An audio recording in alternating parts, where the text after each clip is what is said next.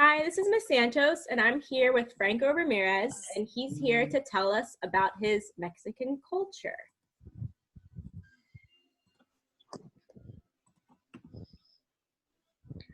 Hi everyone, my name is Franco and I'm going to be talking about Mexican culture. So first we're going to start off with food. We have to start with the most famous Mexican food is tacos. But there's really a lot of different types of tacos. But the most famous ones I'm going to be mentioning them are al pastor, carnitas, asada, and de canasta. Al pastor is basically a taco with pork, and you can put like lemon on it, and you can put even pineapples on it if you wanna. Carnitas is like chicken and pork together with some meat. It's like three different types of meat together into making it one taco. Asada is basically a steak, but it's like you put it on the grill and then you like serve it on your taco. You can put anything on it, avocados. You can put lime on it. It doesn't really matter. The canasta is a really special type of taco. The canasta is basically a taco where it's like inside of it's like, I don't know how to call it, but I think you just take it. It's like a taco inside of a bucket, but there's like a lot. The canasta is basically just like a normal taco, but it's very different from every single one of them. Like a story for the canastas is basically like everyday kids after they leave school just rush to the corner and they wait for the man with the bike with his bucket, and they just wait for him and his tacos. And you can put you could put sauce on it. You could put it's really special. You can put anything on it. That sounds amazing. All right. Now we're gonna move on to the quesadillas, which is personally my favorite Mexican food. We're gonna talk about also another one of my favorite stuff to put on the quesadillas, the camarón, which is basically shrimp quesadillas. Inside there's like shrimp, and you put like I don't know, people put a special sauce on the shrimp to make it taste sweet and chili at the same time.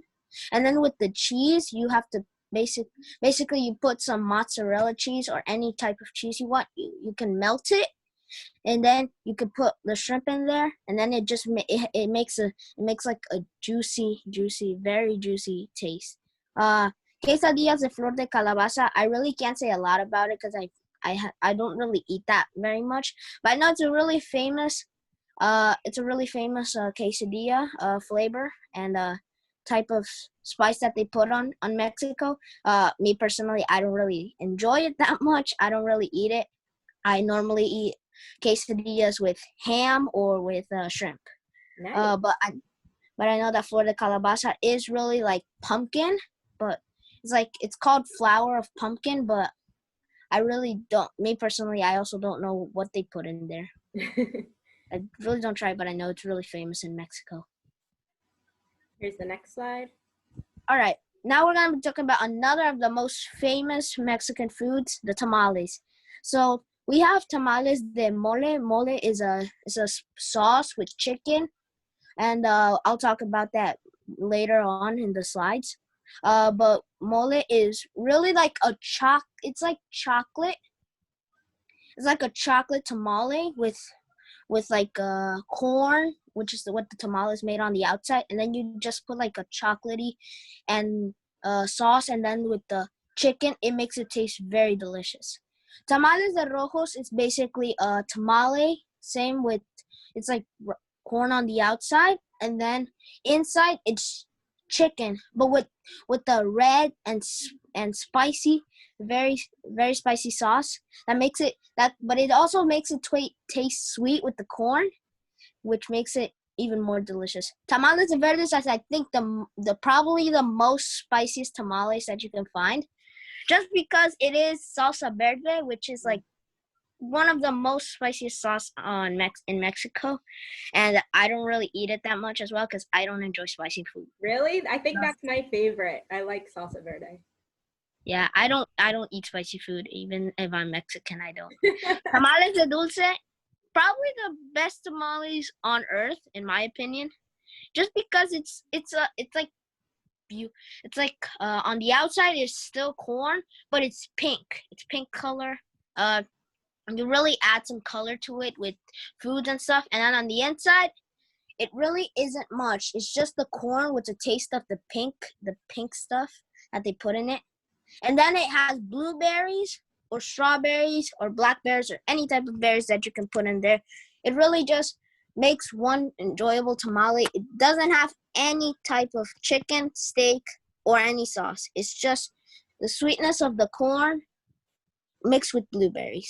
So is that more of like a dessert, or is it still like something for a meal? It really is still a tamale. It's not really dessert.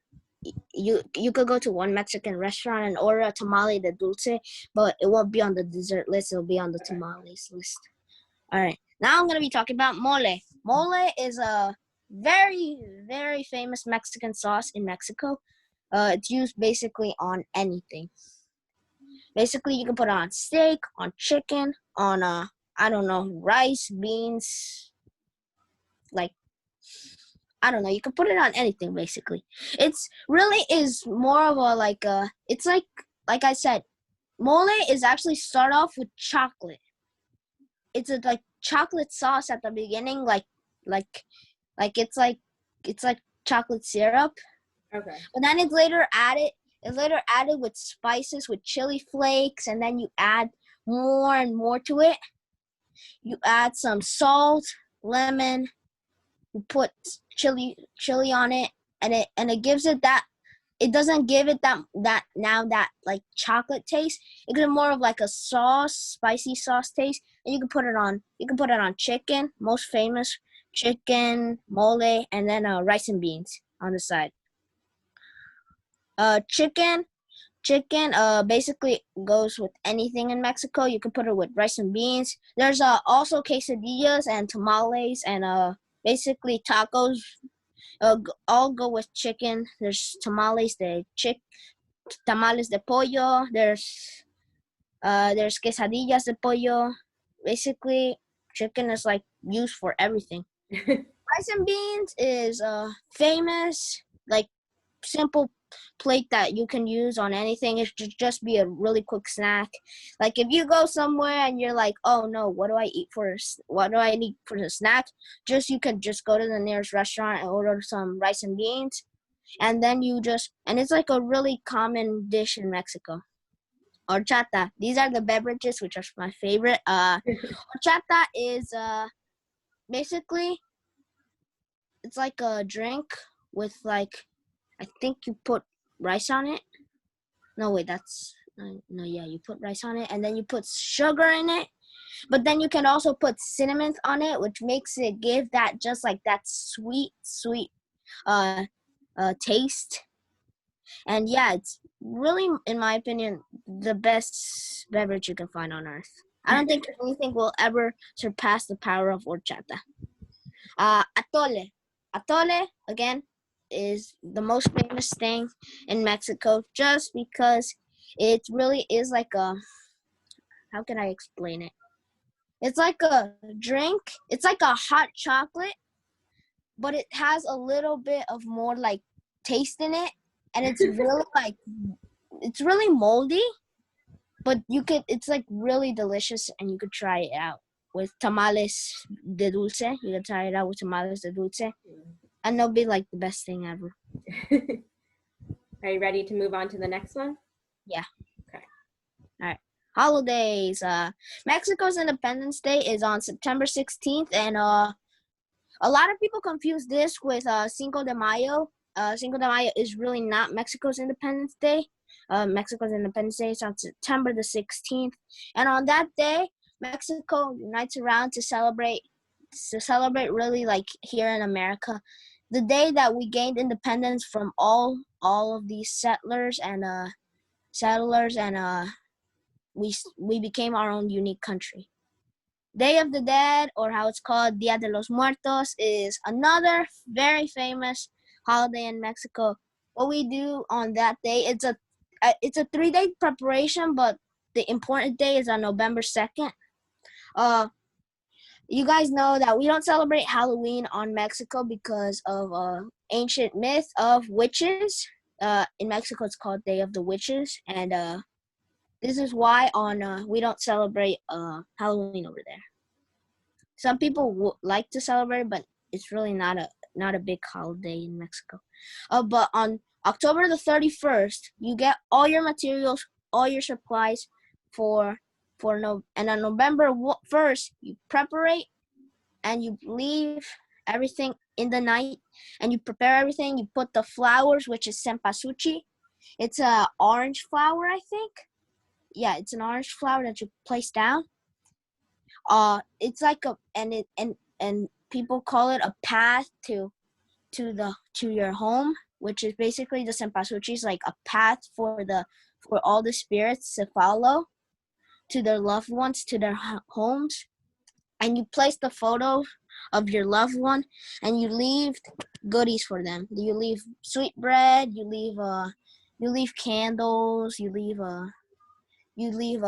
sweets, you leave a lot of stuff for them, and you're remembering the loved ones that you lost. But it's not like a sad day. It's really of a happy day to celebrate all of them. And now we can talk about Dia de Reyes, which is also, I think here it's called Epiphany, I think. I'm not sure. But that day is the day that the three kings went to see baby Jesus. And on that day, we really use atole that day. But the holiday is mostly celebrated at night. You bring sweet bread called rosca de reyes, which is like a sweet bread, but it's like it's like an oval, and it doesn't have like a beginning and end because it represents the love that Jesus had for all of us. And so inside of the bread, there's a baby Jesus, which is a basically, if you have it, months later on February, I think the 6th, you that day you make tamales for everybody because that day is another different celebration for Jesus.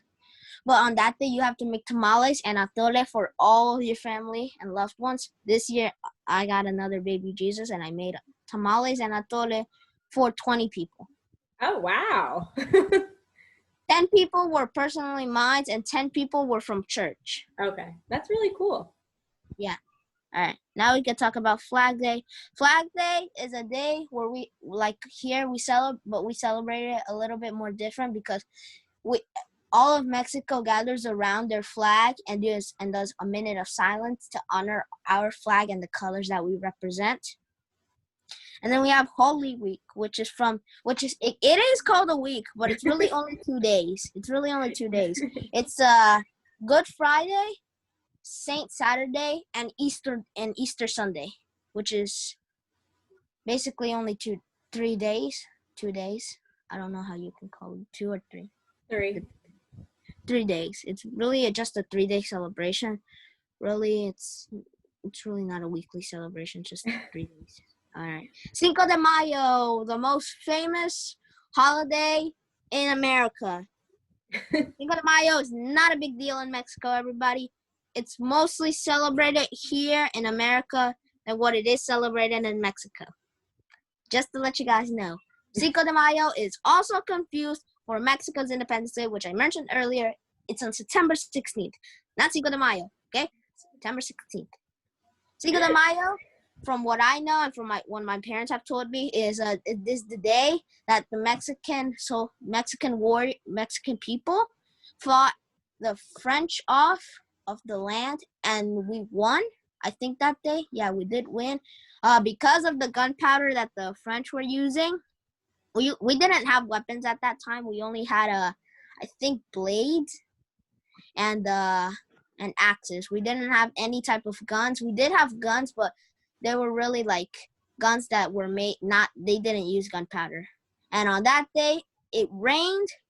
And from what I heard, that the gunpowder, when it started raining, the French weapons started exploding and killed like half of the Frenchmen, and the other half were killed by the Mexican, and the remaining ran off and ran back to France. That's what I really know. All right. Christmas is another big, very big holiday.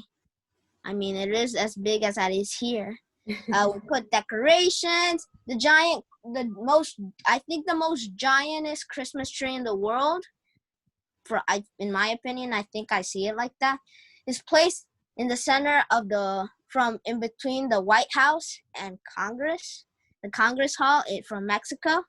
It's placed in the center. It's like a giant, I think, 24-foot tall tree, and everybody makes ornaments, and lights are placed all around Mexico City. It's like you will never find one dark neighborhood. Everybody will have lights, and then we stay up. We sing carols. We honor baby Jesus as well because it is his birthday, and yeah, we celebrate with food. We make atole also. Atole is basically celebrated every single day. And then we eat a big dinner, and then we go, and then one thing, we do not use Santa Claus in Mexico. Santa Claus is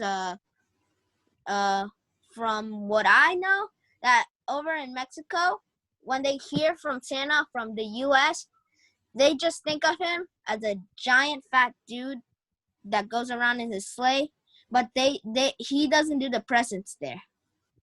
The Three Kings from Dia de Reyes from January 5th is our Christmas. That's when we get our presents and our gifts. We leave our shoes out. I forgot to mention this, but we leave our shoes out on Dia de Reyes. We leave wheat inside of it because the three kings had camels. We leave a bowl of water and wheat so they can eat, and they leave us presents. And that's how we celebrate. We don't really celebrate Christmas. We just do it because of baby Jesus. Ready for the next one? Yes. Music in Mexico. There's a lot of different types of music in Mexico, and there's still different types of music in Mexico being developed today, up to today. But I'm just gonna mention the 4 most famous music styles from Mexico. Mariachi. Mariachi is used in everything, basically. Birthdays, graduations, Flag Day, Independence Day, Dia de Muertos, even on somebody's birthday, mariachi, and in serenatas. Serenatas is when you go sing to your girlfriend a song with mariachis and stuff like that. Yeah, but mariachi is the most famous music style, I think, from Mexico. Then we have banda. Banda is from what you guys can take from it, bands. It's basically a group of musicians come together and play as one music family. Then we have nortero. Nortero is from the northern states of Mexico. I think I can mention a few of them. I can mention Jalisco, Guadalajara, Pachuca, Morelia, Monterrey. Yeah, I mentioned a few of the countries where Nortero is the most famous. It's from the north of Mexico. Oh, and Texas. Texas was a part of Mexico, and that's where Nortero also was born. And then ranchera. You can also take from the word ranch. It is like mostly ranch music. It's from like farms. It was developed in farms using tools, and then they brought guitars and trumpets to it, and it became a famous style of music. Some instruments that are used in these different styles of music. These are, I think, some of the most famous: trumpet, guitar, harp, violin, guitarron, which is a different type of guitar. I think it has more strings or less strings in it. And then una guitarra de golpe, which is a guitar that I think only has a few strings, but it's really used for hitting it. And now Ms. Santos will play a video on mariachi music, I think. Yes.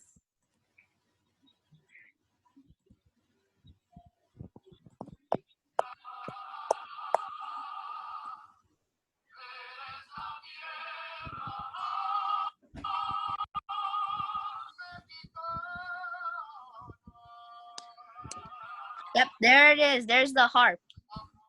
Oh, okay. I didn't notice that at first. Some groups are lucky enough to have a harp. Harps are very expensive in Mexico.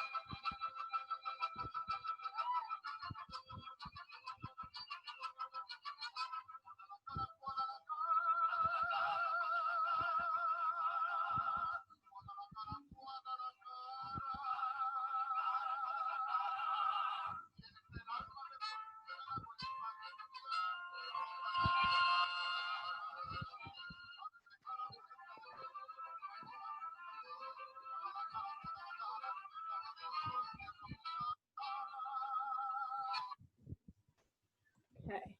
Yeah, that's mariachi music. If you want to look up ranchera, nortero, and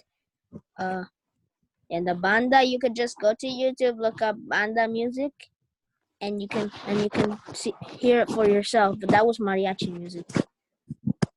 And now I'm gonna be teaching you guys some Spanish words. If you want to have a small Spanish conversation with someone, here are some common Spanish words that you should use. Hola, which is hello. ¿Cómo estás? Is you're saying how are you? Yo estoy bien is I am well or I am good. Adiós means goodbye. Buenos días means good morning. Buenas tardes is good afternoon. Buenas noches means good evening or good night, depending on what time you're using it. If you're using it at sunset, it means good evening. If you're using it at like the moon is out, it means good night. Me llamo means my name is, and you can say, just like you would say it in English, Franco, Alex, Ms. Santos. Lo siento means I'm sorry. Sí means yes, and we don't have to go through no, because no is no, the same thing. So I'm not teaching you guys no. No should be easy. Que means what? De means of or from. A lot of words have up to have one or two meanings. Some have to up to 3 or 4 or 5 meanings. El means he. Para means for. Bebidas means drinks. Comidas means food. Amigo means friend. And camino means the way. So the words to the left are really the words that you want to use if you're going to do a small conversation, and the words to the left are some words that you could keep in mind to use. Is that it Just for this in slide? case. Yeah, I think that's the last slide. Well, Franco, just wanted to say thank you so much for taking the time to tell us about Mexican culture. You did a really great job. Thank you. If anybody wants to learn any more, you guys can contact me anyway. It could be through games, it could be through video chat, it could be through anything. Well, thank you, Franco. Thank you guys for choosing me.